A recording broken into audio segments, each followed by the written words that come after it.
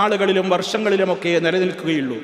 അതൊക്കെ വറ്റി വരണ്ടു പോയാലും, സൗന്ദര്യം നശിച്ചു പോയാലും, രോഗിയായി കഴിഞ്ഞാലും, കിളവനും കിളവിയായി മാറിയാലും അവർക്കിടയിൽ നിലനിൽക്കേണ്ട ഒന്നുണ്ട്. അത് മവദ്ദത്ത് മാത്രമല്ല, വറഹ്മത്തൻ. പരിശുദ്ധ ഖുർആൻ വിവാഹം നിശ്ചയിച്ചത് അതിനാണ്. അതല്ലാതെ മനുഷ്യരെന്ന് പറയും പോലെയുള്ള മാംസനിബദ്ധമായ മോഹങ്ങൾ നേടിയെടുക്കുവാൻ വേണ്ടി താൽക്കാലികമായ സുഖത്തിനുള്ളതല്ല. അള്ളാഹു വിവാഹത്തിൻ്റെ മൂല്യങ്ങൾ പഠിപ്പിച്ചെടുത്ത് പറഞ്ഞത് എന്താണെന്നറിയോ? നിങ്ങൾക്കവളിൽ ആശ്വാസം കണ്ടെത്തുവാനും മവദ്ദത്തും അല്ലാഹു നിശ്ചയിച്ചു, വറഹ്മത്തൻ റഹ്മത്തും നിശ്ചയിച്ചു.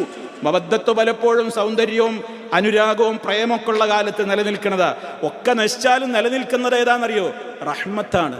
അവിടെ മാംസത്തിൻ്റെ പളപളപ്പോ അല്ലെങ്കിൽ ആ സൗന്ദര്യം കണ്ടിട്ടൊന്നുമല്ല. ആ നിലനിൽപ്പ് എന്തുകൊണ്ടാണെന്നറിയോ? കാരുണ്യം വറ്റി വരണ്ടിട്ടില്ലാത്ത ഹൃദയങ്ങളാണ് ഇരുവരുടേതും. അള്ളാഹു നിലനിർത്തി തരുമാറാകട്ടെ.